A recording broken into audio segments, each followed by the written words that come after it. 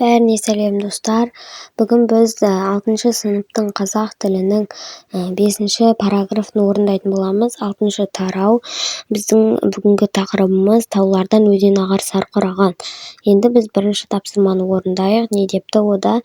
Өлеңді мәнерлеп оқыңдар, алдыңғы тақырыптағы мәтінмен салыстырып, мазмұндық және тілдік ерекшеліктерін анықтаңдар. Бірінші біз мәтінді оқып алайық, сосын астындағы сұрақтарға жауап беретін боламыз. Өзен. Таулардан өзен ағар сарқыраған, айнадай сәуле беріп жарқыраған, жел соқса, ыстық соқса бір қалыпта, аралап тау мен тасты арқыраған, көңілдің суын ішсең ашылады, денеңде бар дертіңді қашырады, өксіген оттай жанып жануарлар өзеннен рахат тауып басылады. Қынарда тілсіз тұрған тоғайлары шуылдап желмен бірге бас ұрады, 10 мың мал айдап өтсең лай қалмайды, тасыса су бармаған сай қалмайды, тасыған өзен судың қуатымен, көк шалғын шөп бітпеген жай қалмайды. Бұл өлеңді Ыбырай Алтынсарин атамыз айтыпты. Енді астындағы сұрақтарға жауап берейік. Бірінші сұрақта айтылыпты, Қазақстан өзендері туралы қандай өлеңдер білесіңдер? Екінші сұрақта өзендер өз бастауын қайдан алады? Бірінші тапсырманың бірінші сұрағына біз былай жауап береміз. Мысалы, Ыбырай Алтынсариннің өзен өлеңі. Ал енді екінші сұрағына, өзендер өз бастауын таулардан, мұздықтардан, бұлақтардан немесе жер асты суларынан алады. Достар, оның астында ереже айтылыпты, белгісіздік есімдігі. Мен оны сіздерге айтпай қоя салайын. Егер оны сіздер оқып түсіне алмай жатсаңыздар, менің бір алдыңғы осы аккаунтыма кіріп, содан көре аласыздар. Есімдік және олардың түрлері туралы айтылған. Маған подписаться етсеңіздер болады. Өйткені бұл жерде пайдалы ақпараттар бар.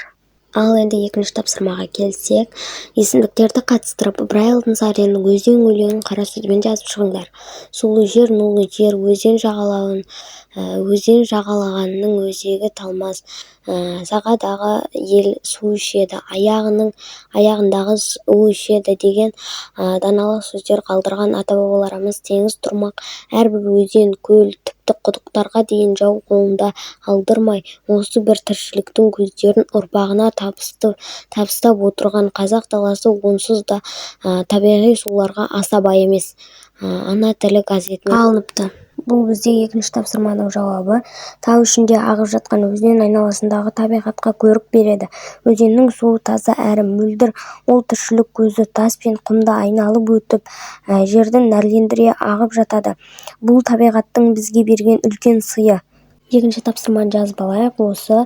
Енді үшінші тапсырмаға өтейік. Бізде үшінші тапсырмада айтылыпты, қазақ даласы табиғи суларға бай емес деген пікірге келіспеу себептеріңді көрсетіп эссе жазыңдар. Белгісіздік есімдіктерін кірістіріңдер. Үшінші тапсырманың жауабы міне.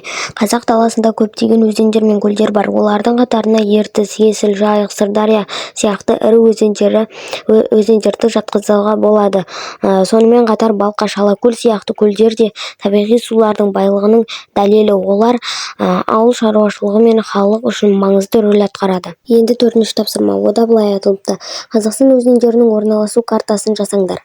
Мен сіздерге қазір оның картасын сызып көрсетпей, тек жауабын көрсететін боламын. Солтүстік Есіл өзені, оңтүстік Сырдария, шығыс Ертіс, батыс Жайық. Ұзын жазып аламыз. Енді бесінші тапсырма. Бесінші тапсырмада айтылыпты, ғаламтор ресурстар мен энциклопедиялардан өзендердің пайда болуы туралы материалдар тауып жинақты мәтін жазыңдар. Есімдіктерді кірістіріңдер. Қазақстан аумағында 8 мыңнан астам өзен бар. Олардың ішіндегі ірілері Ертіс, Сырдария, Есіл, Жайық және Іле. Бұл өзендер елдің экономикалық және экологиялық өмірінде маңызды рөл атқарады.